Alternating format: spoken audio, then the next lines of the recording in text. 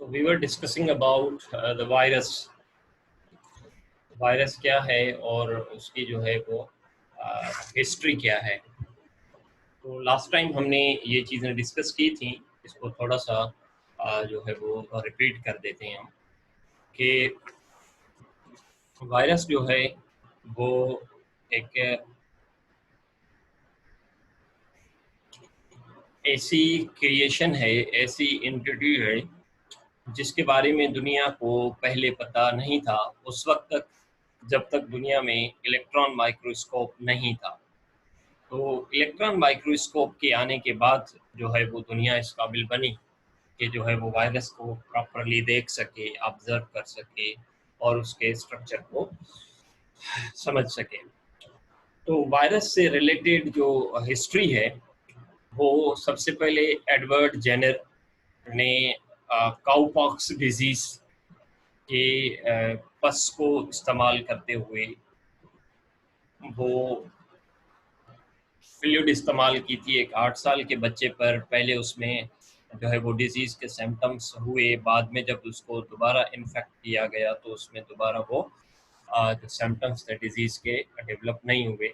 इस तरह से जो वैक्सीन का कॉन्सेप्ट है वो दुनिया में आया।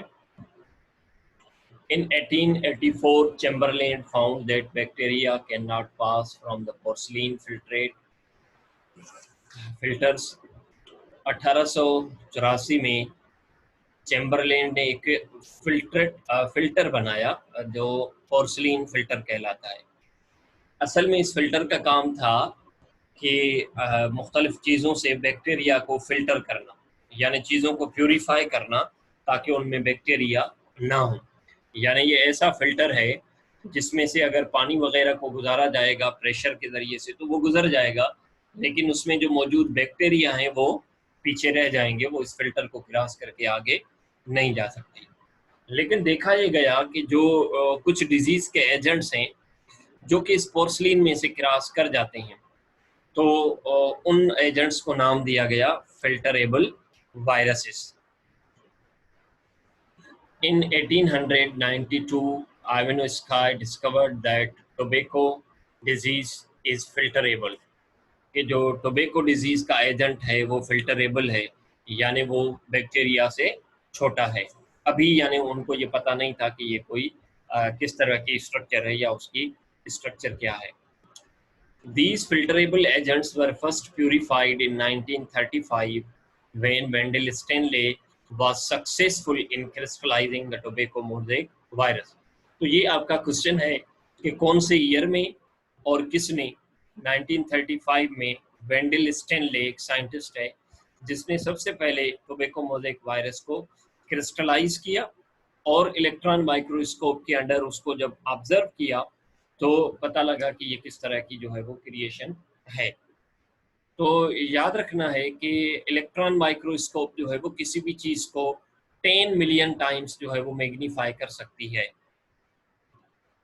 Then chemical analysis of these crystallized substances, जब इस crystallized substance की chemical analysis हुई तो पता लगा कि जो वायरस है वो दो चीज़ों का मेनली बना हुआ होता है, एक उसका प्रोटीन कोड और दूसरा न्यूक्लिक एसिड।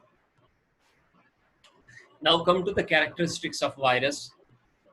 सबसे पहले कि वायरस जो है वो नॉन सेल्यूलर है, उसको अपने सेल्यूलर कंपोनेंट सारे नहीं होते, यानी वायरस को प्लाज्मा मेम्ब्रेन नहीं होती, साइटोप्लाज्म नहीं होता, मेटाबॉलिक मशीनरी नहीं होती, can not multiply outside of living host और द लिविंग सेल।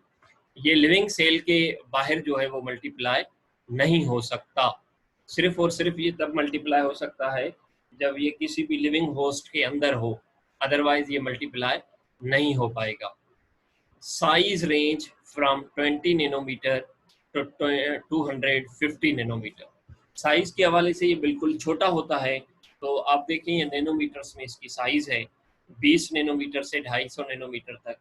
तो पॉक्स वायरस जो है वो एक बड़ा वायरस है जिसकी जो साइज है वो 250 नैनोमीटर है, और पार्वो वायरस जो है इसकी जो साइज है वो सिर्फ 20 नैनोमीटर है। तो यानी ये छोटा वायरस है बिल्कुल। अब वायरस दो किस्म के हो सकते हैं, कुछ वायरसेस ऐसे हैं जो कि वायरुलेंट हैं, यानी होस्ट में गए तो होस्ट सेल की डेथ करवाएंगे। ऐसे टाइप के वायरस को आप क्या कहोगे? वायरुलेंट। वायरस में डिस्ट्रॉय द होस्ट सेल। या फिर टेम्परेट। टेम्परेट उनको कहते हैं जो वायरस अपना डीएनए होस्ट में भेजे और वो डीएनए होस्ट सेल के डीएनए के साथ मिलके रहे, बाकी उसको कोई भी नुकसान ना पहुंचाए, और होस्ट सेल जैसे अपना डीएनए रिप्लिकेट करे, साथ इसका भी रिप्लिकेट होता जाए, तो ये होस्ट सेल को डिस्ट्रॉय नहीं करता, वहां स्टेबल बन के रहता है। तो ऐसे टाइप के वायरस को आप नॉन वायरुलेंट और टेम्परेट वायरस कहते हो। Becoming integrated into their host genome and remain stable for long period of time। ये एक लंबे अरसे के लिए वहां जो है स्टेबल बन के रह सकता है। वायरस की एडहेशन। एडहेशन का मतलब है कौन सी वो चीज है जिसके जरिए से वो अपने होस्ट से बाइंड होता है। तो ये जो एडहेशन प्रॉपर्टी है ये इसकी होती है किसमें? प्रोटीन्स में। कौन सी प्रोटीन? जो उसके कोट में और इनवेलप में पाई जाती है। So viral coat and envelope possess proteins which describe or have specific properties which describe the adhesion of virus. Simplest enzyme use of host for protein synthesis and gene replication। जो simple enzyme होते हैं, virus होते हैं, उनको अपने enzyme नहीं होते, वो प्रोटीन सिंथेसिस के लिए भी और डीएनए की रिप्लिकेशन के लिए भी या जीन की रिप्लिकेशन के लिए भी होस्ट के एंजाइम इस्तेमाल करते हैं। वाइल जो कॉम्प्लेक्स वायरसेस होते हैं वो अपने एंजाइम साथ लेकर आते हैं या होस्ट में जाने के बाद फौरन अपने एंजाइम जो है वो होस्ट की मेटाबॉलिक मशीनरी को इस्तेमाल करते हुए बना लेते हैं और फिर उन एंजाइम की मदद से अपने आप को रिप्लिकेट करवाते हैं। So complex viruses have up to 200 genes, 200 genes तक उनके पास होती हैं। वो क्या करते हैं? Synthesize through host own, host के जरिए से अपने एंजाइम और प्रोटीन जो है वो बनवा लेते हैं।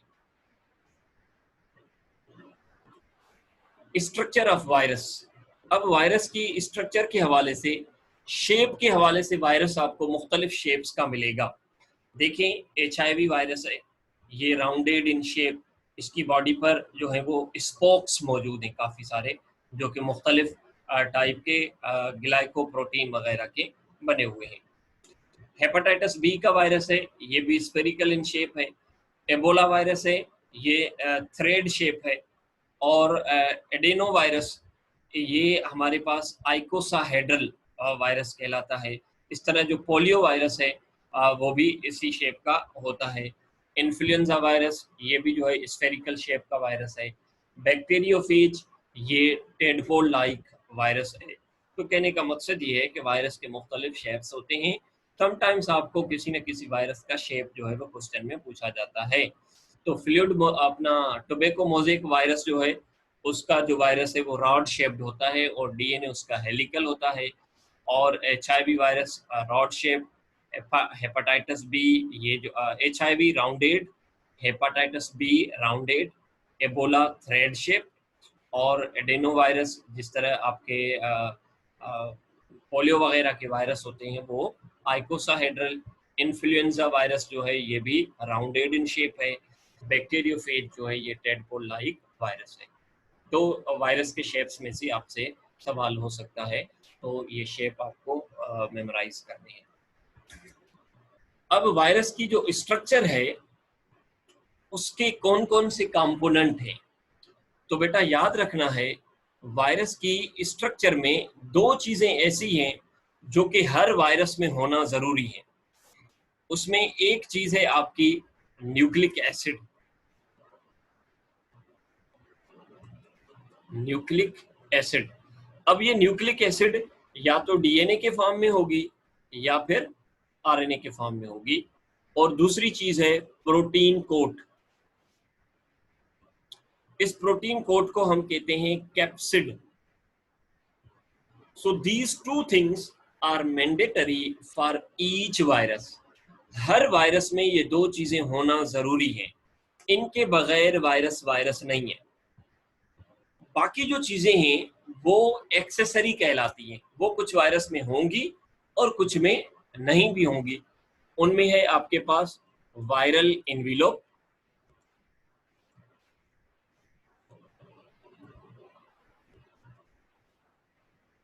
टेल पीस वगैरह। ये जो चीजें हैं ये ऑप्शनल है, ये कुछ वायरस में होंगी और कुछ में नहीं होगी। कौन सी दो चीजें? ये वाली जो दो चीजें हैं, ये वाली, ये ऑप्शनल है।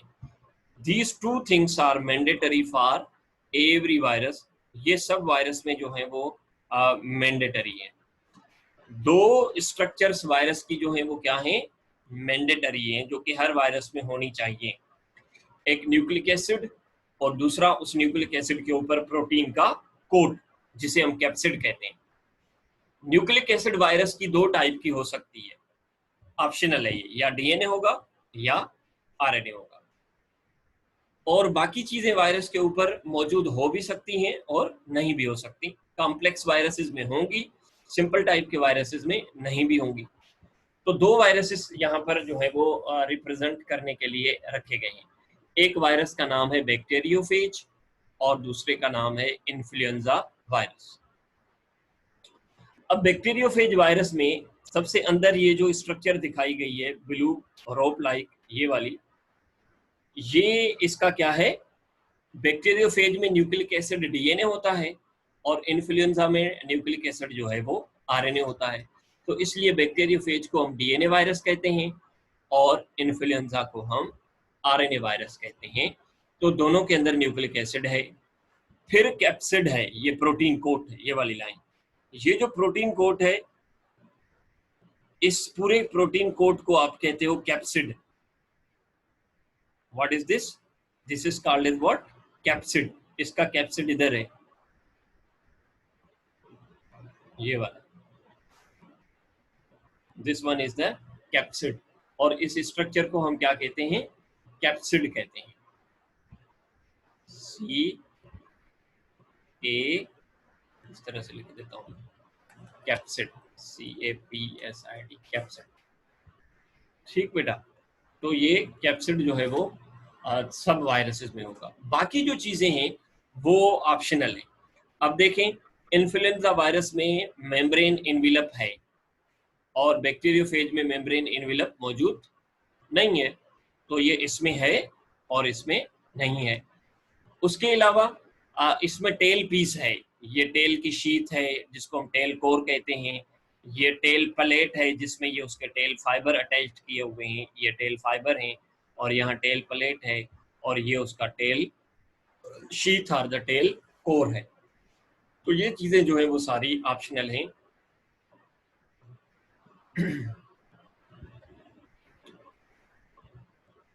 कंपोजिशन ऑफ वायरस, यहाँ इसकी डिटेल मौजूद है। कंसिस्ट ऑफ वायरल जीनोम, यानी एक चीज क्या होगी? जीनोम। जीनोम का मतलब है all genes in one individual. एक इंडिविजुअल का पूरा जो जेनेटिक मेकअप है उसको मिला के आप क्या कहते हो? जीनोम कहते हो। उसके ऊपर कैप्सिड, देन वायरल एनवेलप और टेल फाइबर। ये जो दो रेड में दिखाए गए हैं ये ऑप्शनल हैं, और ये जो ग्रीन में दिखाए गए हैं जीनोम और कैप्सिड, ये हर वायरस में होना जरूरी है। वायरस का जीनोम किस तरह का होता है? या तो वो आरएनए का होगा या डीएनए का होगा। Smaller virus have only 4 genes. जो छोटे वायरस हैं, सिंपलर वायरस हैं, उनके पास सिर्फ 4 जीन्स होती हैं। बड़े जो कॉम्प्लेक्स वायरसेस हैं उनकी हंड्रेड्स में जीन्स पाई जाती हैं। और वायरस के अंदर जो जेनेटिक मेकअप है वो डीएनए या आरएनए के फॉर्म में, वो एक डीएनए या एक आरएनए भी हो सकता है, उससे ज्यादा भी हो सकती हैं, काफी टाइप के मुख्तलिफ भी हो सकते हैं। Capsid, protein coat of the virus. जो डीएनए या आरएनए के ऊपर कोट पाया जाए उसे आप क्या कहते हो? कैप्सिड कहते हो। और ये प्रोटीन का बना हुआ होता है। इस प्रोटीन के यूनिट्स को जो कि कैप्सिड को बनाते हैं उन्हें हम कैप्सोमेयर कहते हैं। क्या कहते हैं? कैप्सोमेयर। यानी ये लेट सपोज दरमियान में डीएनए और इस डीएनए के ऊपर ये क्या है हमारे पास? अपना कैप्सिड है। तो ये कैप्सिड का एक एक क्या है? कैप्सोमेयर है। तो कैप्सोमेयर के जो नंबर हैं ये हर वायरस में मुख्तलिफ होते हैं और स्पेसिफिक होते हैं, और उनकी बुनियाद पर उनकी क्लासिफिकेशन भी होती है। एक्सेसरी स्ट्रक्चर, यानी these two are mandatory, genome and capsid. Accessory उसमें viral envelope, membranous cloaking capsule, यानी ये मेम्ब्रेन का बना हुआ एक कैप्सूल है जो कि कवर करता है किसको, कैप्सिड को, हेल्प देम, और ये मदद करता है to infect in the host, ये होस्ट को इन्फेक्ट करने में वायरल एनवेलप जो है उनकी मदद करता है। टेल फाइबर्स जो बैक्टीरियोफेज वायरस में होता है, बाकियों में नहीं होता। बैक्टीरियोफेज वायरस हम उन वायरस को कहते हैं जो बैक्टीरिया को इन्वेड करते हैं, ऐसे टाइप के वायरस को आप बैक्टीरियोफेज वायरस कहते हैं। Bacteriophage have tail piece with tail fiber, जैसे हमने पहले फिगर में देखा। नेक्स्ट है हमारे पास क्लासिफिकेशन ऑफ वायरस। तो ये जो क्लासिफिकेशन है वायरस की बेटा, ये की गई है उसके जेनेटिक मेकअप के हिसाब से। बुनियादी तौर पर वायरस दो किस्म के होते हैं। जिन वायरस का मेकअप जेनेटिक मेकअप डीएनए है वो वायरस कहलाते हैं डीएनए वायरस, और जिन वायरस का मेकअप जो है जेनेटिक मेकअप आरएनए का बना हुआ हो वो कहलाते हैं आरएनए वायरस। और आरएनए वायरस जो हैं उनके टाइप्स ज्यादा हैं और वो ज्यादा वायरुलेंट भी होते हैं। तो हम पहले आरएनए वायरसेस को देखते हैं, फिर हम डीएनए वायरस को डिस्कस करेंगे। सो आरएनए वायरस के फिर टाइप्स हैं। आरएनए वायरस के फिर बुनियादी तौर पर दो टाइप्स हैं, आरएनए सिंगल स्ट्रैंडेड है या आरएनए डबल स्ट्रैंडेड है। तो पहले हम लेते हैं किसको, आरएनए सिंगल स्ट्रैंडेड। सो single stranded RNA virus, single stranded RNA virus के दो टाइप हैं फिर। ठीक बेटा, अब बुनियादी तौर पर क्लासिफिकेशन कैसी है कि या तो डीएनए कैसा होगा, या तो जो हमारा आरएनए है अपना वायरस है वो आरएनए टाइप होगा या फिर डीएनए टाइप होगा। अगर आरएनए टाइप है तो वो सिंगल स्ट्रैंडेड आरएनए है या डबल स्ट्रैंडेड आरएनए है। यूं जो हमारा डीएनए है उसकी भी क्लासिफिकेशंस आगे आनी है। तो सिंगल स्ट्रैंडेड जो आरएनए है इसके फिर टाइप्स हैं, इसके फिर टाइप्स हैं कि वो plus stranded single stranded RNA virus है, प्लस स्ट्रैंडेड आरएनए वायरस है, या फिर माइनस स्ट्रैंडेड आरएनए वायरस है। अब आरएनए डीएनए समझना ये इजी है, सिंगल स्ट्रैंड और डबल स्ट्रैंड समझना ये इजी है। ये हम समझें कि आरएनए प्लस कैसे होता है और आरएनए माइनस कैसे होता है, ठीक है ना। आरएनए पॉजिटिव कैसे होता है या आरएनए नेगेटिव कैसे होता है, इस चीज को हम जो है यहाँ पर समझ लेते हैं।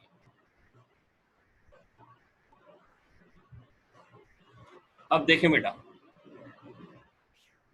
लेट्स सपोज कि ये एक हमारे पास वायरस है, ये उसका आरएनए है।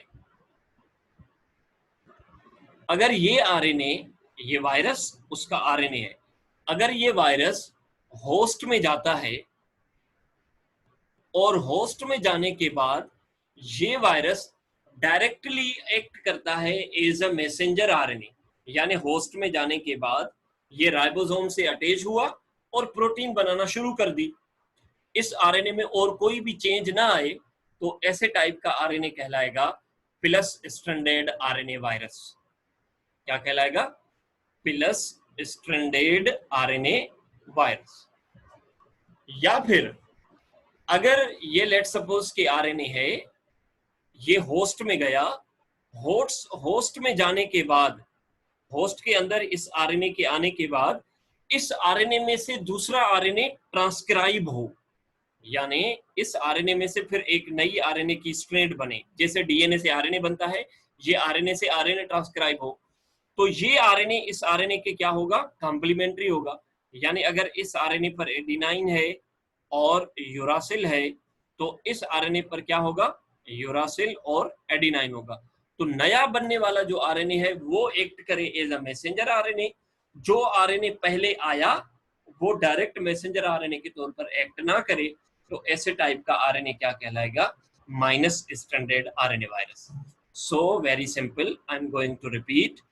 प्लस स्ट्रैंडेड आरएनए वायरस का मतलब ये है कि जब वायरस का आरएनए होस्ट में जाए और होस्ट में जाने के बाद डायरेक्ट एक्ट करे एज अ मैसेंजर आरएनए, यानी राइबोसोम के साथ अटैच हो और प्रोटीन बनाए, तो ये प्लस स्ट्रैंडेड आरएनए वायरस या पॉजिटिव आरएनए वायरस है। नेगेटिव और माइनस स्ट्रैंडेड आरएनए वायरस जो है वो क्या होगा, होस्ट में आरएनए गया, उस आरएनए से दूसरा आरएनए ट्रांसक्राइब होगा, नया आरएनए जो है वो मैसेंजर आरएनए के तौर पर एक्ट करे, पुराना मैसेंजर आरएनए के तौर पर एक्ट ना करे, तो ऐसे टाइप की आरएनए को आप कहते हो माइनस सेंस स्ट्रैंडेड आरएनए और negative sense standard single stranded RNA virus.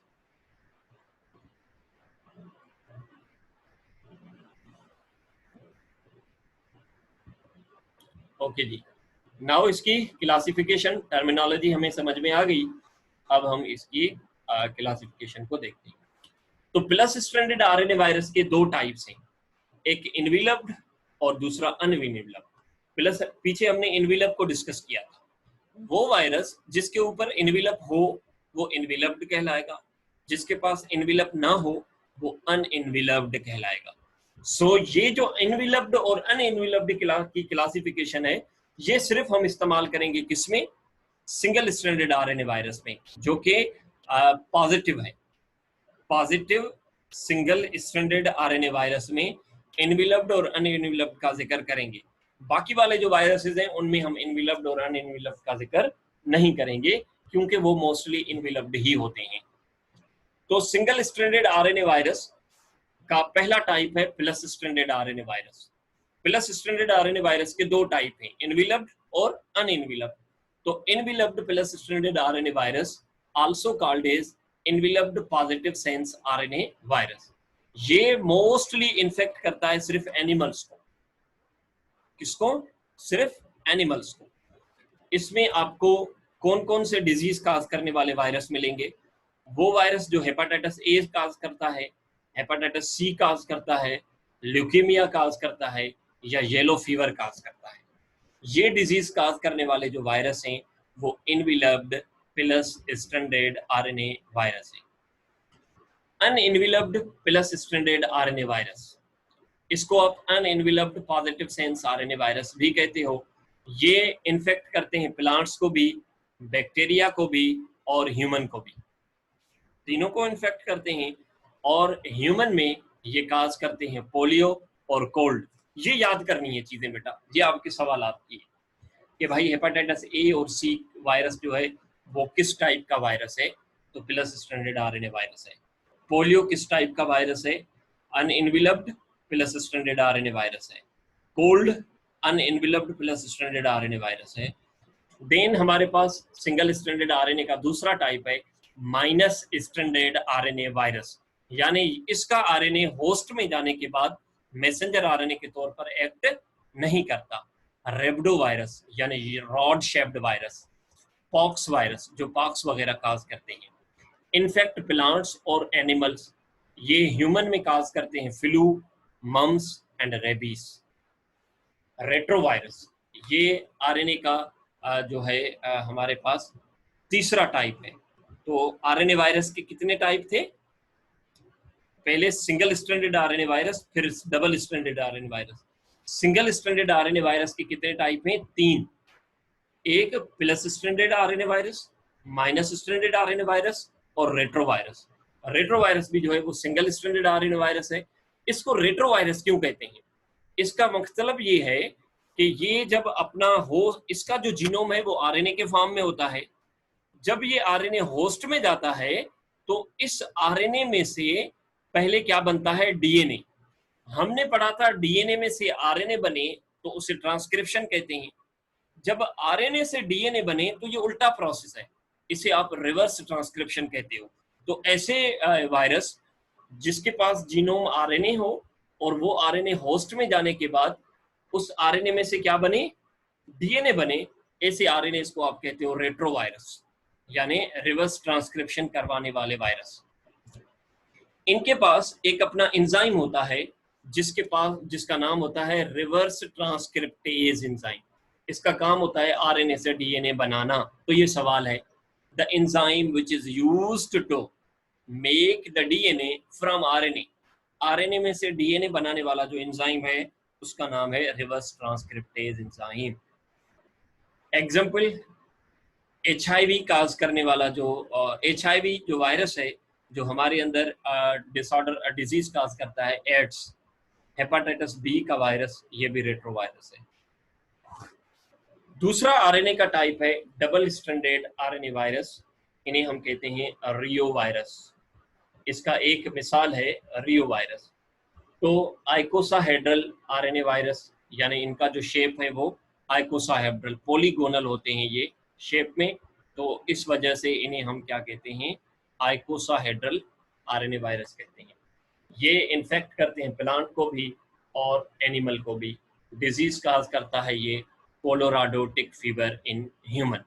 टिक एक इंसेक्ट है, असल में ये वायरस उसमें पाया जाता है जब वो हमें बाइट करता है, तो उसके जरिए से वायरस हमारी बॉडी में आता है और हमारी बॉडी में आकर जो है ये डिजीज काज करता है, फीवर, जिसको हम कोलोराडो टिक फीवर का नाम देते हैं। दूसरा टाइप है वायरस का डीएनए वायरस। तो पहले हमने आरएनए को डिस्कस किया, अब डीएनए वायरस। डीएनए वायरस, इसको फिर क्लासिफाई किया गया है छोटा डीएनए, बड़ा डीएनए और मीडियम टाइप का डीएनए। तो सबसे पहले स्मॉल जीनोम डीएनए वायरस, यानी इसका जो जेनेटिक मेकअप है वो छोटा होता है। सिंगल और डबल स्ट्रैंडेड डीएनए, इसका डीएनए सिंगल स्ट्रैंडेड भी हो सकता है, डबल स्ट्रैंडेड भी हो सकता है। एग्जाम्पल है पार्वो वायरस, एक एनिमल को इन्फेक्ट करने वाला वायरस है, आइकोसाहेड्रल इन शेप है, साइज इसकी 20 नैनोमीटर इन डायामीटर है। ये एक डिजीज काज करता है ह्यूमन में, वार्ड्स, हम अपनी जुबान में उन्हें कहते हैं मसे। इस तरह की स्किन पर जो है वो दाने निकलते हैं, जो है ना बिल्कुल हार्ड से, फिर आगे चल के ये ब्लैक होके स्किन को खराब करके बाहर निकल भी सकते हैं। तो इन्हें हम क्या कहते हैं, वार्ड्स और मसे। तो ये वाली जो डिजीज है ये स्मॉल जीनोम डीएनए वायरस काज करता है, पार्वो वायरस आप उनको कहते हो सिंपली। मीडियम जीनोम और the large genome DNA virus, ये हर्ब्स वायरसेस, ये जो डिजीज है आपको स्किन पर इस तरह से यूं आप पानी वाले दाने निकल आते हैं, उन्हें हम हर्ब्स वायरस कहते हैं। और ये डिजीज काज करते हैं हर्ब्स शिंगल्स।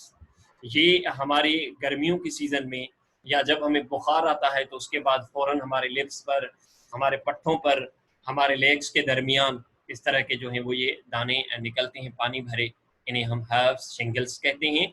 जिस तरह कोई चीज जल जाती है, जलने के बाद जिस तरह पानी जो है वो स्किन में भर जाता है, तो इस तरह से ये ब्लिस्टर्स जो हैं वो हमारी स्किन में आते हैं, इन्हें हम हर्ब्स शिंगल्स का नाम देते हैं। ये काज करने वाला जो वायरस है वो हर्ब्स वायरस।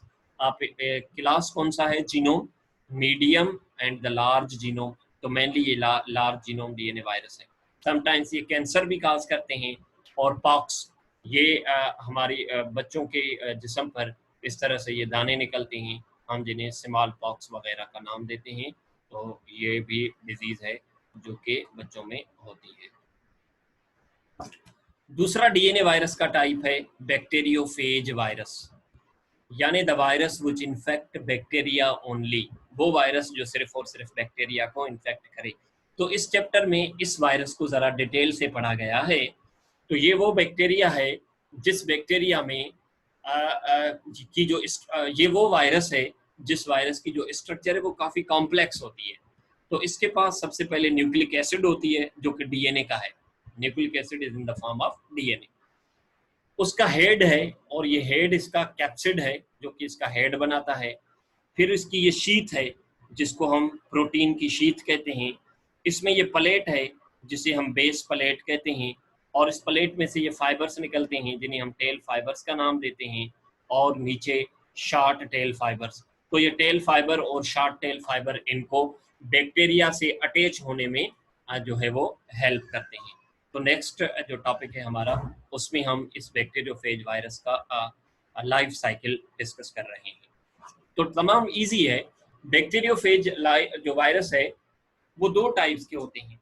कुछ ऐसे होते हैं जो लाइटिक साइकिल से मल्टीप्लाई होते हैं, अपनी जनरेशन्स को बढ़ाते हैं, और कुछ ऐसे होते हैं जो कि लाइसोजेनिक साइकिल से अपनी लाइफ साइकिल को बढ़ाते हैं। तो सबसे पहले इनमें मेन डिफरेंस क्या है? मेन डिफरेंस बेटा ये है कि जो लाइटिक साइकिल है वो जिस बैक्टीरिया में गया उस बैक्टीरिया की डेथ काज करवाकर अपनी कापियां बना के बाहर निकल आता है। सो लाइटिक साइकिल का मतलब ये है, the cycle by which bacteria cause the death of host. दूसरा साइकिल है इसका लाइसोजेनिक साइकिल। इसमें बैक्टीरिया अपना डीएनए होस्ट में भेज देता है और वहां जाकर ये अपनी कापियां नहीं बनाता, डीएनए होस्ट के डीएनए से मिलकर रह लेता है। जैसे बैक्टीरिया अपनी पॉपुलेशन को आगे आगे बढ़ाता है तो वो अपना डीएनए कॉपी करके आगे वाले बैक्टीरिया में भेजता है। यूं बैक्टीरिया का जो वायरस का डीएनए है वो भी आगे चला जाता है, वो बैक्टीरिया को कोई नुकसान नहीं पहुंचाता। तो ऐसा साइकिल जिसमें बैक्टीरियोफेज अपने होस्ट की डेथ ना करवाए वो लाइसोजेनिक, जिसमें डेथ करवाए वो लाइटिक साइकिल। आइए इनको जरा तस्वीरी मदद से थोड़ा डिटेल में देख लेते हैं। तो सबसे पहले ये वाली जो स्ट्रक्चर है ये बैक्टीरिया है, इसके ऊपर ये जो बैक्टीरिया है, ये जो स्ट्रक्चर है ये बैक्टीरियोफेज है। इस बैक्टीरियोफेज को हम क्लासिफाई करते हैं टी के नाम से। टी यहाँ रेफर करती है टाइप से, T1, T2, T3, T4। तो हमारी स्टडी में जिनको यहाँ पर जिक्र किया गया है वो दो बैक्टीरियोफेज है, एक T2 एंड T4। T4 जो है वो लाइटिक साइकिल के जरिए से रिप्रोड्यूस करता है। ये होस्ट में जाने के बाद 25 मिनट के अंदर अंदर अपने होस्ट की डेथ काज करवा के यूं कापियां बना के बाहर निकल आता है। यानी एक वायरस जब बैक्टीरिया में गया, अपना डीएनए उसने छोड़ा, तो तकरीबन 100 से 200 कापीज वो बना के अपने वायरस की बाहर निकल आता है और यूं अपने एंजाइम की डेथ काज करवाता है। तो स्टेप बाय स्टेप हम देखते हैं। सबसे पहले ये बैक्टीरिया के ऊपर रिसेप्टर फाइंड करके उसके ऊपर बैठता है और उसके अंदर इंजेक्ट करता है क्या, अपना डीएनए। जैसे ही वो डीएनए बैक्टीरिया के अंदर आया तो वो डीएनए बैक्टीरिया के डीएनए के साथ मिलकर बैठ जाता है। या फिर अगर ये बैठे नहीं तो फिर क्या होगा, ये लाइटिक साइकिल की हम बात कर रहे हैं। तो लाइटिक साइकिल में ये बैठता नहीं, क्या करता है, ये अलग से अपना डीएनए यहाँ पर मेंटेन रखता है और फौरन क्या कर देगा, अपने डीएनए को मल्टीप्लाई करवाकर अपने डीएनए की एक्सप्रेशन करवाता है। तो इसके पास जो जीन्स मौजूद होती हैं उन जीन की मदद से ये अपनी रिप्लिकेशन भी करवाएगा। उन जीन्स को एक्सप्रेस करवाकर अपने हेड की प्रोटीन, टेल की प्रोटीन, फाइबर की प्रोटीन वगैरह सारी बना के अपने आप को असेंबल करके फौरन ये बाहर निकल आता है और होस्ट की क्या करवा लेता है, डेथ काज करवा लेता है। तो होस्ट की डेथ काज करवाने के लिए ये एक एंजाइम यूज करता है, उस एंजाइम को हम कहते हैं लाइसोजाइम।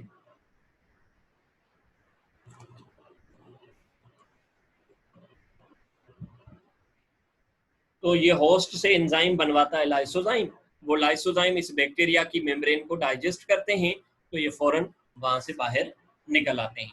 सो 4 मेन स्टेप हैं। बैक्टीरियोफेज बैक्टीरिया के साथ अटैच हुआ, डीएनए अंदर भेजा, ये दूसरा स्टेप। डीएनए अंदर जाने के बाद जीन एक्सप्रेशन करेगा और रिप्लिकेशन करेगा। जितनी जीन्स एक्सप्रेस होती हैं सब जीन्स की जो प्रोडक्ट है वो बनी। प्रोडक्ट क्या होती हैं, वायरस का हेड, वायरस का tail, tail piece, tail fiber, tail plate, ये सारे कंपोनेंट बने और सारे कंपोनेंट की क्या होती है, असेंबली होती है। असेंबली होने के बाद ये वायरस बैक्टीरिया को बस्ट करवाकर बाहर निकल आए। तो जिस होस्ट में ये गए उस होस्ट की डेथ काज करवाकर बाहर निकल आए, तो ऐसे टाइप की जो साइकिल होगा वो क्या कहलवाएगा, लाइटिक साइकिल कहलवाएगा। Now the lysogenic cycle. Lysogenic cycle में ये बैक्टीरियोफेज है, इस बैक्टीरियोफेज को आप T2 कहते हो और इसको हम ग्रीक लेटर लैम्डा से जाहिर करते हैं, याद रखना है। तो इसने क्या किया